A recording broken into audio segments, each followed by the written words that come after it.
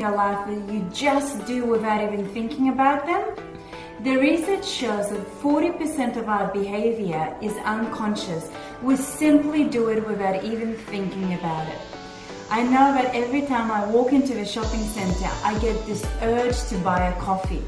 It's just a habit that I've developed over the years.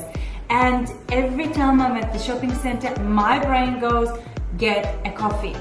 I know for our kids, in summer months, every time they come home, the first reaction is, I have to go and get some ice cream. As soon as we walk through the door, all they want and all they're gonna do is go and get some ice cream.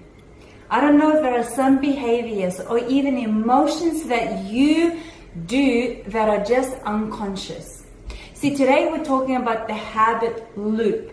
What the habit loop says is that all of our habits are guided by three things. And first is a cue, routine, and reward.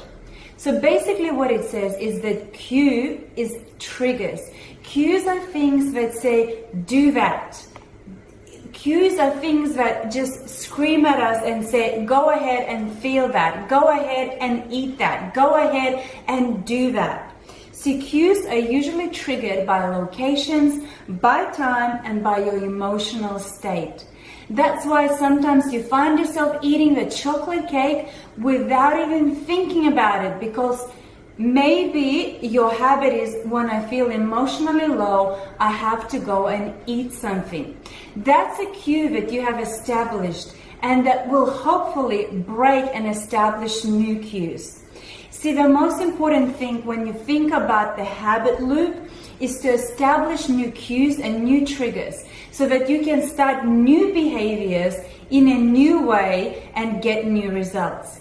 But most important thing while we're thinking about triggers and cues is that never focus on the negative.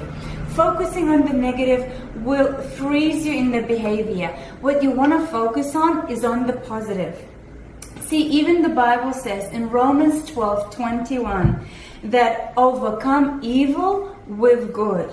And Philippians 4 verses 8 and 9 says, finally, my brothers and sisters, whatever is true, whatever is noble, whatever is right, whatever is pure, whatever is lovely, whatever is admirable, if anything is excellent or praiseworthy, think about such things.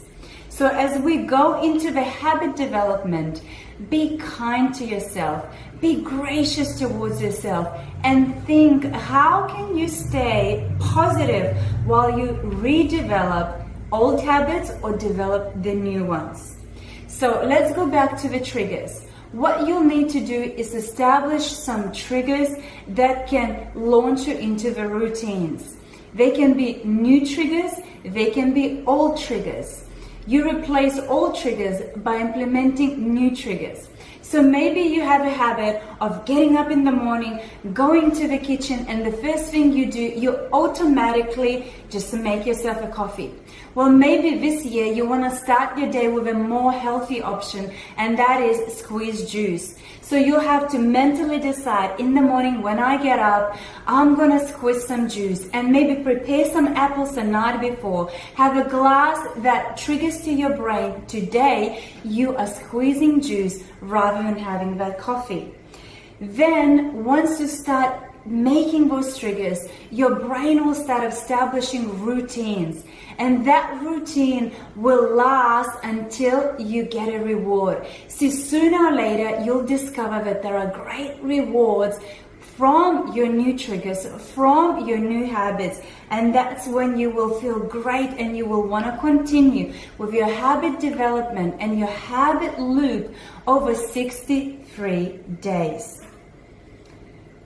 One decision can trigger 1,000 decisions in your life, and I want you to think about that. As you think about some of the triggers, some of the things that you can establish this week, remember that one decision can lead to 1,000 other decisions.